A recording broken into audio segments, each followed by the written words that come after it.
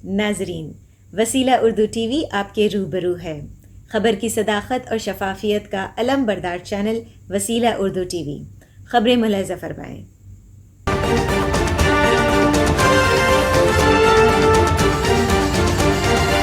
بھارت کے زیر انتظام جموں کشمیر میں بڑا آرمی آپریشن۔ حالیہ برسوں میں یہ پہلا موقع ہے کہ بھارتی فوج کو ایک ہی مسلح تصادم میں اتنے زیادہ جانی نقصان کا سامنا کرنا پڑا۔ کئی دنوں سے بھارتی فوج عسکریت پسندوں کے تعاقب میں ہے، تاہم اسے ابھی تک کوئی کامیابی نہیں ملی۔ بھارت کے زیر انتظام جموں و کشمیر میں دو ملکی فوجیوں کی گمشدگی اور چند ہلاکتوں کے بعد سیکورٹی فورسز نے جموں کے علاقے پونچھ میں 16 اکتوبر کی صبح ایک بڑے سرچ آپریشن کا آغاز کر دیا۔ پونچھ کے مینڈھر سیکٹر میں عسکریت پسندوں اور بھارتی فوج کے درمیان تصادم کا آغاز گزشتہ پیر کو ہوا تھا۔ بھارتی فوج نے اس آپریشن میں اب تک اپنے 2 سینئر اہلکاروں سمیت 7 فوجیوں کی ہلاکت کی تصدیق کی ہے، تاہم ابھی تک کسی بھی عسکریت پسند کے ہلاک ہونے کی کوئی اطلاع نہیں اور نہ ہی کسی کو گرفتار کیا جا سکا ہے۔ بھارتی فوج نے جمعرات کی شام اپنے ایک بیان میں کہا تھا کہ ایک کمیشنڈ افسر سمیت 2 فوجی اس آپریشن میں ہلاک ہو گئے، جس کی ابتدا پیر کے روز ہوئی تھی۔ جموں ڈویژن کے پونچھ اور راجوری کے درمیان سرحدی علاقوں کے گھنے جنگلوں میں اس تصادم کی ابتدا 11 اکتوبر پیر کے روز ہوئی تھی اور اس وقت فوج نے اپنے ایک سینئر افسر سمیت 5 فوجیوں کی ہلاکت کی تصدیق کی تھی۔ اس طرح اس تصادم میں اب تک 7 فوجی ہلاک ہو چکے ہیں اور 6 دن بعد بھی آپریشن ابھی جاری ہے۔ بھارتی فوج نے کہا کہ گمشدہ فوجیوں کی تلاش کے لیے ہفتے کی صبح بڑے پیمانے پر جو آپریشن شروع کیا گیا، اس میں سیکورٹی دستوں کی بڑی تعداد کے ساتھ ساتھ ہیلی کاپٹر بھی حصہ لے رہے ہیں۔ اس علاقے میں زبردست فائرنگ اور وقفے سے دھماکوں کی آوازیں بھی سنی جا رہی ہیں۔ فوج نے پورے علاقے کو گھیرے میں لے رکھا ہے اور مدد کے لیے اضافی فورسز بھی طلب کر لی گئی ہیں۔ گزشتہ ہفتے وادی کشمیر میں اقلیتی آبادی سے تعلق رکھنے والے 3 ہندوؤں سمیت متعدد افراد کو ہدف بنا کر قتل کر دیا گیا تھا۔ پولیس نے اس حوالے سے پوچھ گچھ کے لیے سینکڑوں کشمیریوں کو گرفتار کر لیا تھا۔ گزشتہ ہفتے کی ہلاکتوں کے بعد وادی کشمیر میں اقلیتوں میں پریشانی اور خوف کا ماحول ہے اور ایک بار پھر کشمیری پنڈت اور سکھ برادری سے تعلق رکھنے والے کئی سرکاری ملازم اور اساتذہ واپس جموں لوٹ رہے ہیں، جبکہ ایسے بہت سے افراد چاہتے ہیں کہ ان کا کسی اور جگہ تبادلہ کر دیا جائے۔ نئی دہلی حکومت نے جموں کشمیر کی خصوصی آئینی حیثیت ختم کرتے ہوئے یہ دعویٰ کیا تھا کہ اس طرح کشمیر میں علیحدگی پسندی کی تحریک پر قابو پایا جا سکے گا اور حالات کو بہتر بنانے میں مدد ملے گی۔ کئی ماہرین کا تاہم کہنا ہے کہ اس اقدام سے کشمیری بھارت سے مزید دور ہو گئے ہیں۔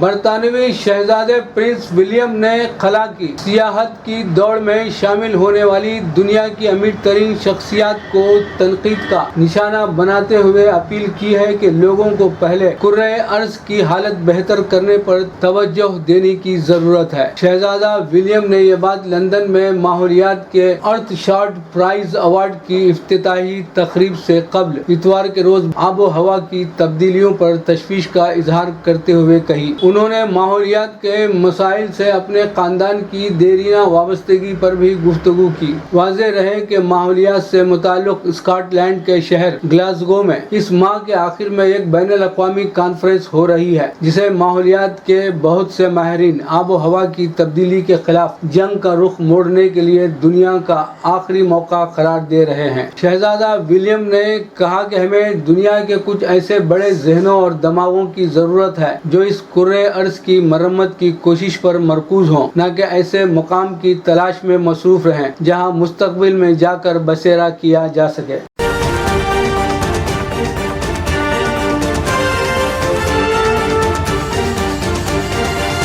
ہندوستان مذہبی بھید بھاؤ بند کرے، حسینہ واجد کا بیان۔ اس کا اثر ہمارے یہاں ہندوؤں پر پڑتا ہے۔ مندروں اور پوجا پنڈالوں پر حملوں کے پیش نظر وزیر اعظم بنگلہ دیش کا بیان۔ ہندوستان کے پڑوسی ملک بنگلہ دیش میں ہندو مندروں کی توڑ پھوڑ کے سبب وہاں فسادات بھڑک گئے ہیں۔ اس درمیان بنگلہ دیش کی وزیر اعظم شیخ حسینہ نے کہا کہ ہندوستان کو یقینی کرنا چاہیے کہ مذہب کی بنیاد پر تفرقہ نہ پڑے، کیونکہ ہندوستان میں ہونے والی اس طرح کی وارداتوں کا اثر بنگلہ دیش پر پڑتا ہے اور ہندوؤں پر حملے ہوتے ہیں۔ شیخ حسینہ نے کہا کہ ہندوستان میں بھی مذہبی بنیاد پر ایسا کچھ نہیں ہونا چاہیے جس سے ہمارا ملک متاثر ہو اور ہمارے ہندوؤں کو مشکلوں کا سامنا کرنا پڑے۔ ہندوستان میں کچھ ہوتا ہے تو ہمارے یہاں کے ہندو متاثر ہوتے ہیں۔ ہندوستان کو بھی اسے لے کر ہوشیار رہنے کی ضرورت ہے۔ شیخ حسینہ نے کہا کہ دنیا بھر میں پھیل رہی دہشت گردانہ سرگرمیوں سے ہم بھی متاثر ہوئے ہیں۔ اسے لے کر نہ صرف ہمیں ہوشیار رہنا چاہیے بلکہ پڑوسی ملکوں کو بھی ہوشیار رہنے کی ضرورت ہے۔ شیخ حسینہ نے بنگلہ دیش میں ہندوؤں پر حملوں کے خلاف کارروائی کا حکم دینے کے بعد ہندوستان میں ہونے والے واقعات کا حوالہ دے کر توازن قائم کرنے کی کوشش کی ہے۔ شیخ حسینہ نے کہا کہ واقعے کے ذمہ داروں کے خلاف سخت کارروائی کی جائے گی۔ حملہ آوروں کا تعلق کسی بھی مذہب سے ہو، انہیں سزا دی جائے گی۔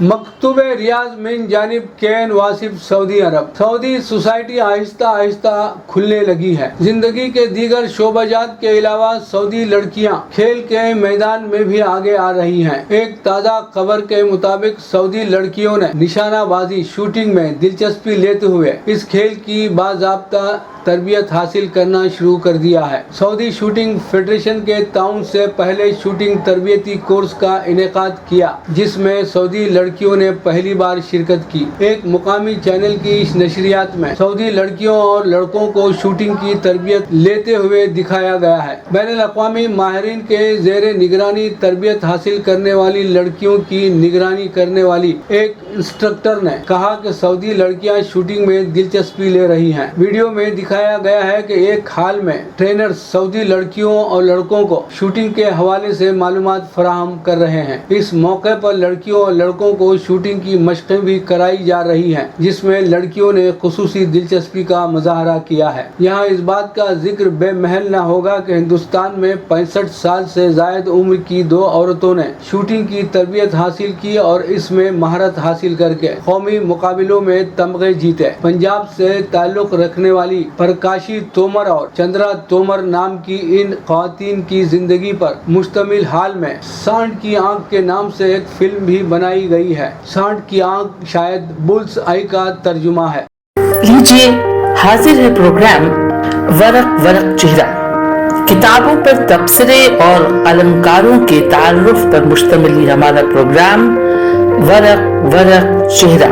نیا ورق نمبر 56 جلد ہی منظر عام پر آ رہا ہے۔ خریداروں کو یہ شمارہ 12 اکتوبر کے بعد پوسٹ سے بھیجا جائے گا۔ نئے خریداروں کے لیے رجسٹرڈ پوسٹ سے 4 شماروں کے لیے 550 روپے، 12 شماروں کے لیے 1450 روپے، سادہ ڈاک سے 4 شماروں کے لیے 400 روپے، 12 شماروں کے لیے 1150 روپے۔